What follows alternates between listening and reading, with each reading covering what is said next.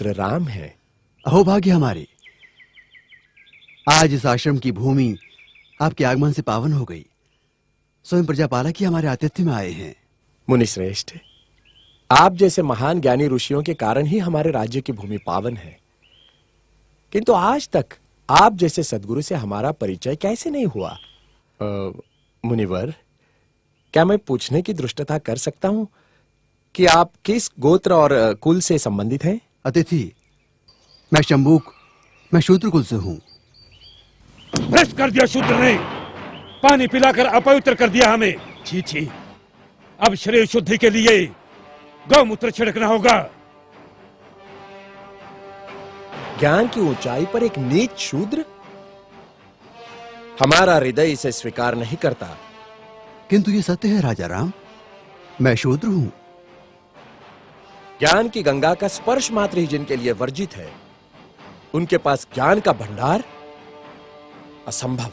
तभी तो राम राज्य में अराजकता फैली है। राम, क्या आपको ज्ञात है कि धर्मानुसार आपका अपराध जघन्य है?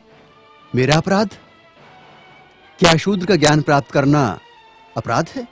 हाँ, अपराध है, जिसके कारण हमारे राज्य में एक ब्राह्मण पुत्र की अल्पायु में मृत्यु हो गई।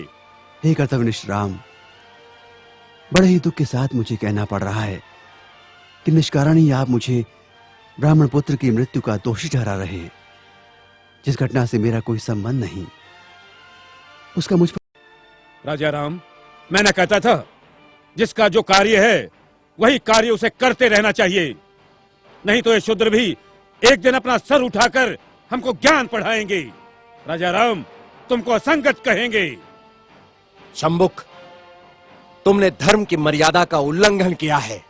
मैंने किसी धर्म की मर्यादा का उल्लंघन नहीं किया है।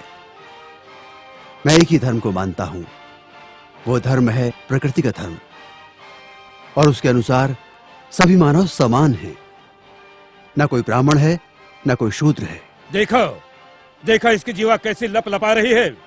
भविष्य में शास्त्र धर्म की शिक्षा लेकर तुम राजा राम को ही आह्वान दोगे।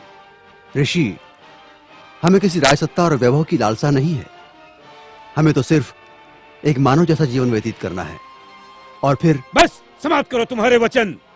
2 अक्षर क्या पढ़ लिए, हमें ही ज्ञान की भाषा सिखाने लगे।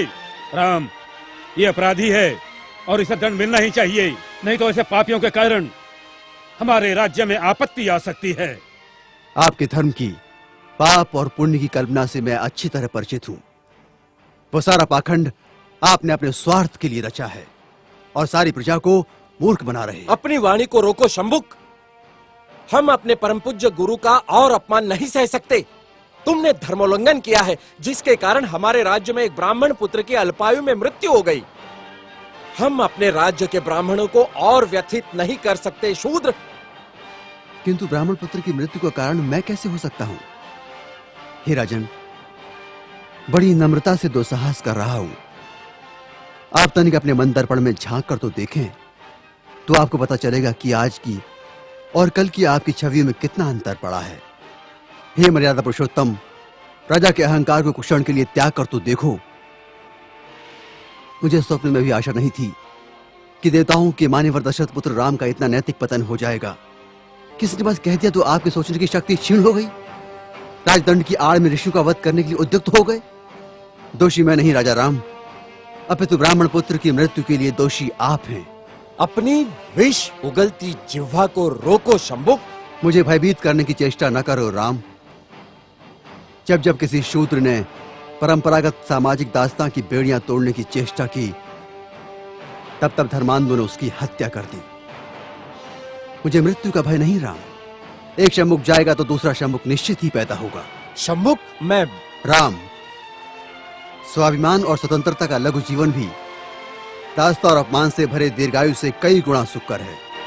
अब यदि एक भी शब्द तुम्हारे मुख से और निकला तो मैं सत्य हूं और सत्य की कभी मृत्यु नहीं होती।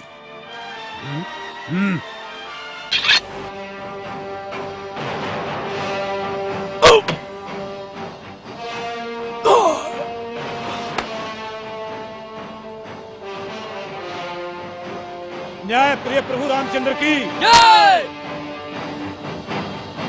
न्याय प्रिय प्रभु रामचंद्र की न्याय प्रिय प्रभु रामचंद्र की न्याय प्रिय प्रभु रामचंद्र की